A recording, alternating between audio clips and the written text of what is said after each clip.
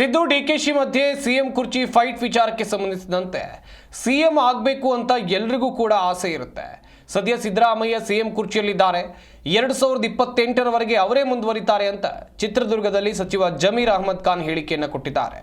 2028ರ ನಂತರ DK CM ಆಗಲಿ ಅಂತ ಬಯಸ್ತೇವೆ, ಡಿಕೆಶಿ ಸಿಎಂ ಆಗಬೇಕು ಅಂತ ನಮಗೂ ಆಸೆ ಇದೆ ಅಂತೇಳಿ ಜಮೀರ್ ಅಹಮದ್ ಖಾನ್ ಅವರು ಹೇಳಿಕೆಯನ್ನು ಕೊಟ್ಟಿದ್ದಾರೆ.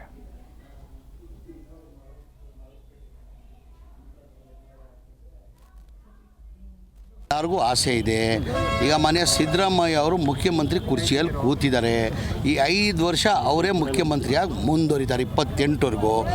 ಈಗ ಡಿ ಕೆ ಶಿವಕುಮಾರ್ ಸಾಹೇಬರಿಗೆ ಮುಖ್ಯಮಂತ್ರಿ ಆಗೋದು ಆಸೆ ಇದೆ ಅಂತ ತಾವು ಹೇಳ್ತಾ ಇದ್ದೀರಲ್ಲ, ನಾವು ಅವ್ರು ಮುಖ್ಯಮಂತ್ರಿ ಆಗಬೇಕಂತ ನಮಗೂ ಆಸೆ ಇದೆ. ಡಿ ಕೆ ಶಿವಕುಮಾರ್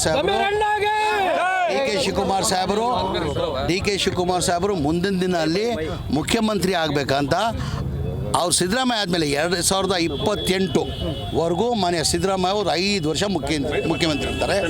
ಅದಾದಮೇಲೆ ನಾವು ಡಿ ಕೆ ಶಿವಕುಮಾರ್ ಅವರು ಮುಖ್ಯಮಂತ್ರಿ ಆಗಬೇಕಂತ ನಾವು ಬಯಸ್ತೀವಿ.